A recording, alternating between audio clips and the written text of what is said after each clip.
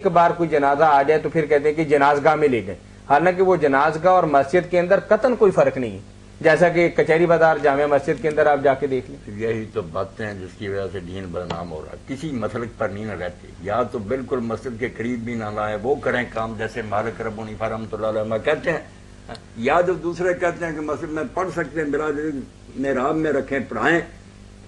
درمیان کی بات وہ ہے کہ عام عادت آپ کی باہر پڑھنے کی تھی، کبھی اخبار اندر ہی پڑھنے مولانا باہر جو جنازگاہ بنائی جاتی ہے اس میں عموماً سوائے جنازے کی کوئی اور جماعت نہیں ہوتی، وہی ہونی چاہیے، لیکن جو مساجد کے اندر ایک الگ سے کونا خدرہ مقرر کر لیتے ہیں تو اس میں جنازے کے بعد بھی 5 جماعتیں کراتے رہتے ہیں۔ نہیں، وہ مسجد ہی ہے، وہ نہیں کوئی جنازہ گاہ، وہ تو چلاکی کرنے والی بات ہے نا، ایسی کوئی بات الگ بنانی چاہیے۔ اچھا مولانا آپ نے یہ بات فرمائی ہے کہ جی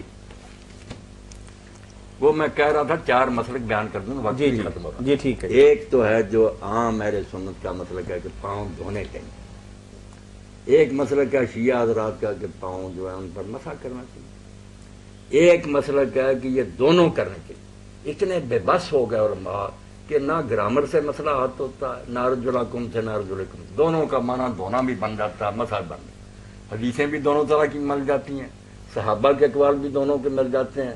تو کیا ہوا؟ انہوں نے کہا جمع کرنا، کوئی چارہ نہیں کہ مسح بھی کرو بعد میں دو بھی، اللہ ہم نہیں جانتے کہ حکم کیا ہے، دونوں کریں۔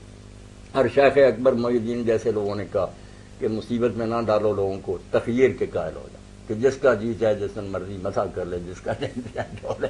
4 مسلک جو ہے نا کتابوں میں لکھے، دلائل سب کے بعد آپ کس کو راجی قرار دیں؟ بس میرا مسلک یہ بتا دیا کہ اگر آدمی ضرورت سمجھے اور کوئی وقت ہوا ایسا تو بس وہ یہ نہ ہو کہ ڈر کر نماز ہی چھوڑ دے، بھائی نماز تو پڑھ کر عشاء کا وقت سردی زیادہ مسح ہی کر لے، عام حالات میں دھوتا رہے، دین کی رسل کو ماننا۔ جی ٹھیک ہے۔